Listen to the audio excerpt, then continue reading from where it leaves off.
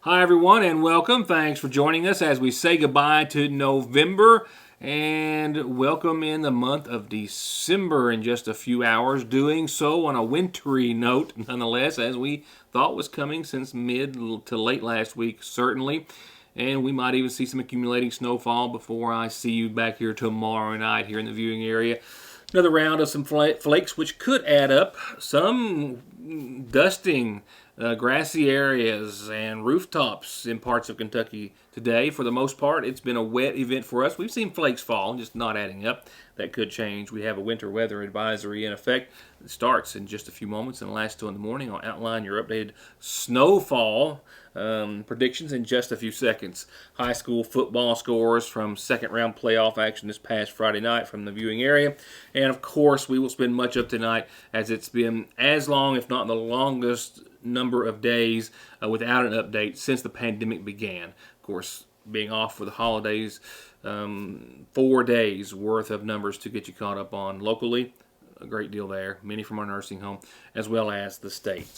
Before we get to all of that and a new calendar, of course, just a quick announcement. You may have heard as I guess it was soon after I left you on Wednesday's program that a judge ruled that private and religious schools in Kentucky could remain in-person classes during the pandemic in opposition to what, of course, Governor Beshear had ordered just days before.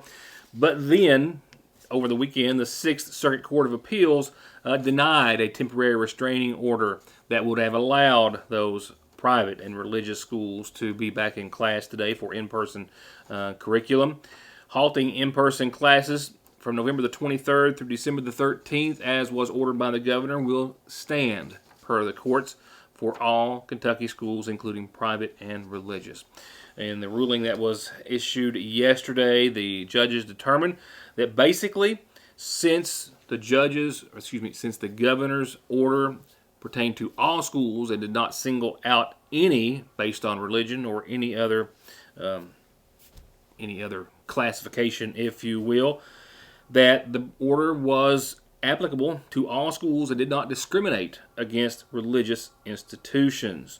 The judges also said that they are, quote, not in a position to second-guess the governor's determination regarding the health and safety of the Commonwealth at this time. As for the governor, Friday's cases totaled 1,747 here in the state of Kentucky. Thursday's totaled 3,870. 32 deaths reported Thursday, 4 reported Friday. Over the weekend on Saturday, the governor's office reporting 2,437 new cases, 14 deaths. We also can tell you that Thursday's death, going back just a bit, included a 78-year-old woman from Floyd County, a 63-year-old man from Johnson County, and several ages 73, 81, 92, 95, and 96 from Pike County. All dying as a result to some degree of the coronavirus. Saturday, like I said, 2,437 cases, 14 deaths. And then yesterday, 2,803 coronavirus cases and 11 deaths announced across the Commonwealth. While today, the governor began his Monday address, the last for the month of November, updating that we are seeing right now, we have seen almost 13, right at 13.5 million cases of the coronavirus in the nation, and that the death toll today stands at about 266,000, with numbers now totaling over 2,000 deaths a day. In his continued plea for Kentuckians to help fight the spread of the coronavirus, he referred to states such as Rhode Island, who is now admitting patients to the field hospitals they have had to put up, saying that 20% of all hospitalizations across the nation are for the coronavirus. Another staggering statistic comes from our nursing homes. 66% of all the deaths that we are seeing are coming from our long-term care centers. That's staggering and concerning, and that's one of the reasons that's where vaccines will be going initially. More on that in just a few seconds. The governor did announce that the application process for the $40 million for bars and restaurants, $10,000 grants for each, if you will, are now available at teamkyfbrf.ky.gov. And then he proceeded on to today's numbers, which were the second highest for any Monday since the pandemic began. 2,124 cases, still likely low in lieu of it being a Monday and after the holiday. 12 deaths were announced today, with 229 Kentuckians still said to be on ventilators in intensive care units. And following all of that, the governor spoke of the two miracles that are before us, one from Pfizer, one from Moderna, the two vaccines which will, at least one of them, start to be rolled out in about 2 weeks. However, while it has been reported today that the vaccine will be able to ship immediately within 24 hours or less of FDA approval, the governor outlined a precise timeline, also detailing that we only stand to get about a third of the initial doses that we had hoped for and had expected. Now, initially, these shipments are going to be very limited, but they are still very exciting. And the numbers we're getting are a lot smaller than what initially the federal government thought they could provide, but it's still important. So today we can announce that we will receive in our first shipment of Pfizer vaccine 38,025 doses. That's 38025 doses. So, and those will be provided to 38,025 different individuals. And then we will receive the boosters, because the Pfizer vaccine and Moderna, like that hepatitis vaccine that we had to take the two separate shots separated by about 3 weeks. Dr. Steck can correct me when he comes on right after me. So we are locking in our plan this week to provide to the federal government, and we will be ready on moment one that we're able to start providing these vaccines. So for this limited amount, our plan is going to involve two groups that will receive certain portions of the first allocation of the Pfizer vaccine. First group is long-term care residents and staff. Long-term care residents make up almost 66% of the deaths due to COVID. Think about that. If we can get through and vaccinate our residents and our staff, we could cut off 66% of the deaths that we are seeing right now. The governor also saying that of those 38,000 doses, 26,000 specifically have been allocated to go to our long-term care centers. Keep in mind, we have just over 50,000 residents in all of Kentucky's nursing homes and long-term care centers. The other 12,000 of those initial 38,000 doses will be going to frontline COVID healthcare workers. Keep in mind, we have over 200,000 healthcare professionals in Kentucky, so they will be going specifically to those who are on the front lines. There will be another round of vaccines to come, those from Moderna late December, totaling about 76,000 for almost 100,000 doses for all of December, but still only about a third of what was initially thought to be coming Kentucky's way. When I have our local COVID update in just a few moments with our public health director, he tells us of the same information and how they are already looking to prioritize what few doses that Magoffin County now stands to get, which was only about 167 in totality for our EMS personnel to begin with. That and today's local numbers in just a second. It's the most wonderful time of the year, and to make it even better, the AppWire holiday sale starts now with great deals on select Samsung devices. The best devices, like the Note 20 Ultra and Galaxy S20 Ultra, are up to $400 off all month long while supplies last. Or pay even less with a great device like the Galaxy S20 and save over $10 a month off the normal price on the Appalachian Advantage. We are you. We are Appalachian Wireless. Go with All-Pro and you'll always get a perfectly finished project backed by decades of experience and thousands of satisfied customers. Always with the best prices on everything from small to large remodels, bathrooms to kitchens to entire homes, or turnkey new construction on everything from garages, homes to retail space. And seamless gutters too. And All-Pro still offers 0% financing for up to 18 months and long-term, low-interest rates on those big projects. For an estimate, call this family-owned business to Conley Tire in Staffordsville or ConleyTire.net right now and get $200 back on a new set of Goodyears, $100 on new Generals, Coopers, Bridgestones, and Mickey Thompsons, all with the smoothest balancing Snap-on has to offer. And if your ride has a light on, let their state-of-the-art Zeus diagnostic machine figure it out for only $35 at Conley Tire.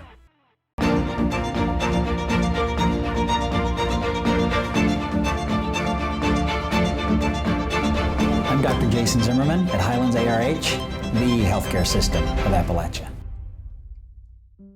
Hello, this is Bob Hutchison for Hutch Chrysler Dodge Jeep Ram. You know the old saying, when the going gets tough, the tough drive a Ram truck or a Jeep. Okay, so it's a new saying, but it's true. Get 0.9% financing for 72 months on Jeep Renegades and 0.9 for 84 months on the tough Ram truck. Remember, with our credit rebuilding program, we can put you in a car or truck today. For your local COVID update tonight, we turn to our Public Health Director, Pete Shepard. We'll talk about several things, not just the numbers from essentially Thursday through today, but as well his latest update on the vaccine, which, as you just heard a few moments ago in the governor's report, will not be coming in as large of numbers initially as was thought.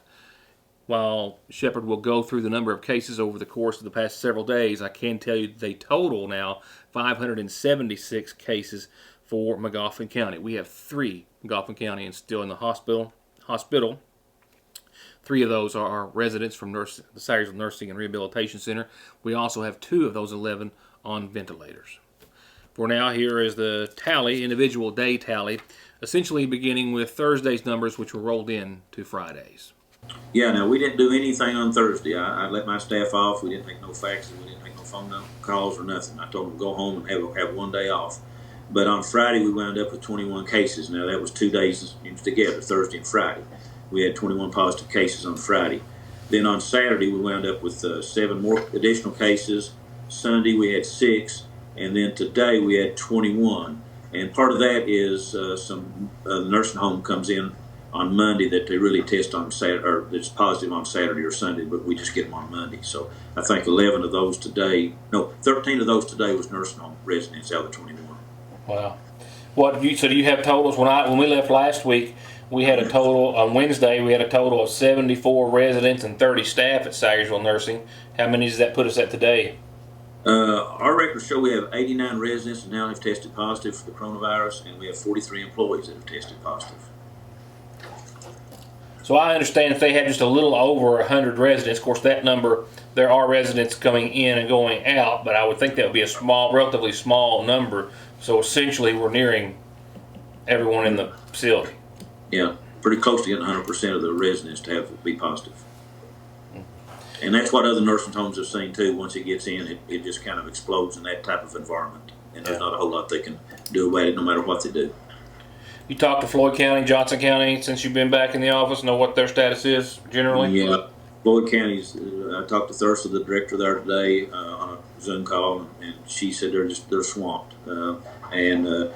Johnson County, they've had to pull people out of their HANDS program and get them to do contact tracing now. So everybody's having a whole lot of numbers, and it's not getting any lower. They're increasing steadily over the last 3 weeks. Some numbers that did go down today, and not in a good way, but in the governor's address a few moments ago, they went through the outline timeline in regards to the first rounds of the vaccine and announced that Kentucky, and I'm assuming probably a nationwide situation, getting only about 1/3 of the vaccines initially that we had planned for. Have you had any contact with anybody from the state yet? Yes, we had a call today with the state, and we got another call tomorrow just specifically about the vaccinations, about the procedures we'll be using. But yeah, they told us that we weren't going to get as many doses as we first thought, and that we would have to prioritize who we give the vaccine to as far as our EMS, firefighters, and police officers. Because they said it looks like, and from what I understand our numbers, we're going to have to cut down quite a bit from what we initially thought we was going to be able to give. And if I'm not mistaken, that was 167 to begin with. He has only 167. I think just the rescue squad and our fire department had 50-some individuals that want to take it. So I haven't got the number on the rest of the county on that. Robert with EMS at the county's got those numbers, and I'll be trying to get to him. We get a number on that, but then it'll come down to picking and choosing who gets the vaccine and who doesn't. In regards to Johnson and Floyd counties, Johnson County reported 10 new cases yesterday, putting them at 883 total. 8 Johnson Countyans still hospitalized. They've lost 13 Johnson Countyans to the coronavirus through the pandemic. Floyd County on Saturday had another 32 cases for a total of 1,235. They announced another 15 on yesterday. I've still got your calendar. I think it's a brief one tonight, but a calendar nonetheless, with some other important announcements to follow that. And an all-important first snowfall forecast. Stay tuned. Same 6 decades of experience. Same undivided dedication and focus on winning your case. New location. The law offices of McFarland and Tinker are now located on Route 114 in the former McGoffin Farm Bureau location. Motor vehicle accidents, Social Security disability, SSI claims, wrongful death and workers' compensation and work injury cases. Call 349-9000. McFarland and Tinker. We know that life cannot come to a complete standstill because of the pandemic, but we can make sure that you can continue to bank safely and securely by calling either branch of the Sagersville National Bank to schedule any in-lobby services, or by using either of our drive-thrus. Mondays through Fridays, the main drive-thru is open from 8 until 3, and the branch drive-thru is open from 8 until 5, and the branch drive-thru is also open on weekends, Saturdays 8 until noon, with ATMs available 24/7 at both locations. Or by taking advantage of our completely free 24-hour internet banking and bill pay, banking by phone, remote deposit, automatic payment services, and more. Sagersville National Bank, always making your banking easier and safer. There is never a good time for a breakdown. They will happen, and your car at some point is going to need some repairs and maintenance. And Black Smoke Performance is open and here with professional, fast, safe service. And they now have certified full air conditioning, diagnostics, and repair to keep you cool in whatever you drive. Black Smoke Performance, 349-8785. Hello, this is Bob Hutchison for Hutch Chrysler Dodge Jeep Ram. You know the old saying, when the going gets tough, the tough drive a Ram truck or a Jeep. Okay, so it's a new saying, but it's true. Right now, you can get employee pricing on most Jeeps. Get 0.9% financing for 84 months on the tough Ram truck. Remember, with our credit rebuilding program, we can put you in a car or truck today. Nearly everything today is about being safe and well, and Parkway Pharmacy has 2 great ways to get your prescriptions quickly, safely, and conveniently.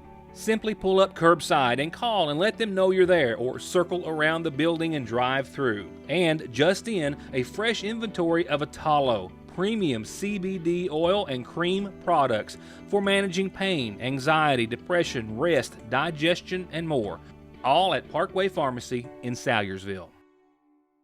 The votes are in and it's unanimous. The Homestyle Bowl is back for a limited time at your Salyersville Lee's famous recipes. Savory chicken strips, kernel corn, cheddar cheese, our famous gravy, all on a bed of beautiful mashed potatoes. It's a meal or a side, and it's for a limited time at your Salyersville Lee's.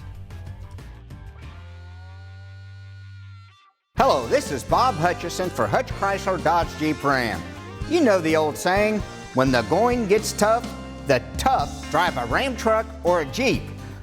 Okay, so it's a new saying, but it's true. Right now, you can get employee pricing on most Jeeps. Get 0.9% financing for 72 months on Jeep Renegades. Remember, with our credit rebuilding program, we can put you in a car or truck today. Still got some football and your weather and a few other things to talk about before we wrap it up for this evening. Right now, a quick McGoffin Farm Bureau community calendar. Just a reminder, Candy Cane Lane is open on the Gardner Farm at the top of the Ivy Point Hill. It opened up Thanksgiving evening.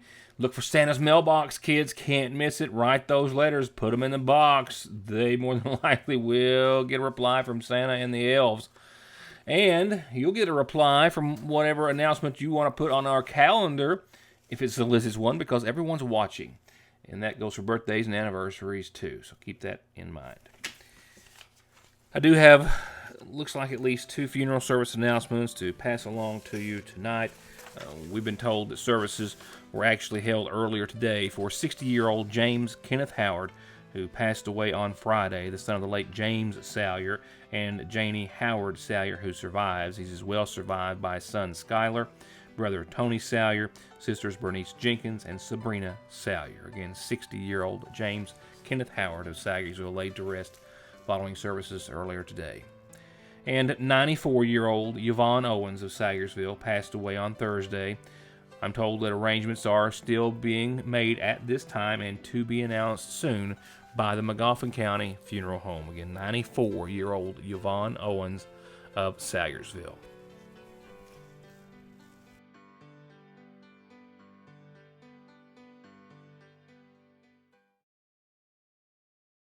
Magoffin County, as I told you last week, met a wall against the Belfry in the playoffs, and they have wrapped it up for the season, very respectfully so. But still rolling right along are Johnson Central and the Paintsville Tigers, both rolling over their opponents this past Friday night. One in a little more of a dramatic fashion. Central's number 2 in 4A football, now at 9-0, 6-0 in their class, and 6-0 in their district. This is after a 50-0 win over Letcher County Central in the second round of the playoffs this past Friday night. That sends them to Corbin. Well, sends Corbin to Central this Friday night. They've not played Corbin this year, but you have essentially the number 2 versus the number 3 in Class 4A. Johnson Central had defeated actually Letcher County 62-0 in regular season and then 50-0 this past Friday night. And they now advance to the next round of the playoffs, where we have in that particular round Franklin County and Allen County playing each other, then Hopkinsville and John Hardin, then Boyle County and Rowan County, and then Central and Corbin in Friday night's game. On to the Paintsville Tigers. This one was much more dramatic in its finish, much more dramatic. Paintsville versus Raceland. Back in the regular season, Raceland defeated the Tigers at the end with a field goal for a 23-20 win. Friday night's game, Paintsville hosting Raceland, at Raceland, went to overtime. Paintsville drew first blood, the touchdown, and the extra point in overtime, and then held Raceland on the first, second, third, and fourth and goal attempts. Paintsville hosting Hazard now this Friday night, who they defeated 54-0 in the regular season. Now, for this winter weather advisory that's in effect until, starting at 7 o'clock until in the morning, there is a potential for 1 to 2 inches of snowfall for parts of eastern Kentucky.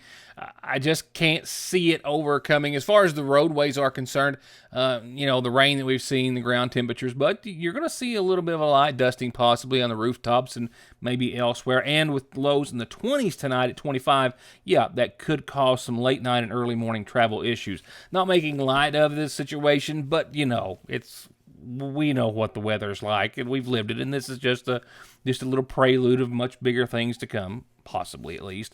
But westerly winds 7 to 18 miles per hour tonight, and rain. Changing back over to snow, we're seeing flakes now, just trying to add up, just not having enough to do right now. We'll see if that adds up to an inch or so in the morning. I'm leery of saying it will.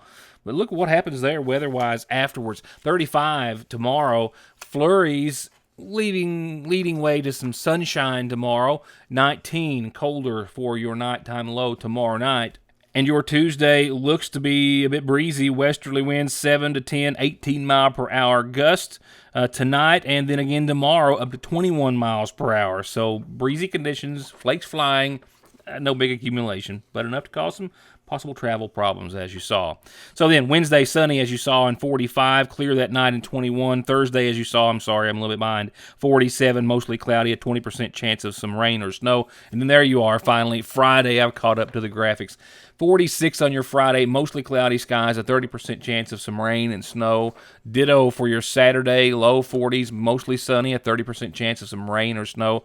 Sunday, Monday, mid-40s again, and again, a slight chance of precip. And that's going to wrap it up for tonight for this Monday for November. I'll see you back here tomorrow night for the first day of December, where from here on out, the math is easy, counting down the days till Christmas. Good night, and thanks for watching.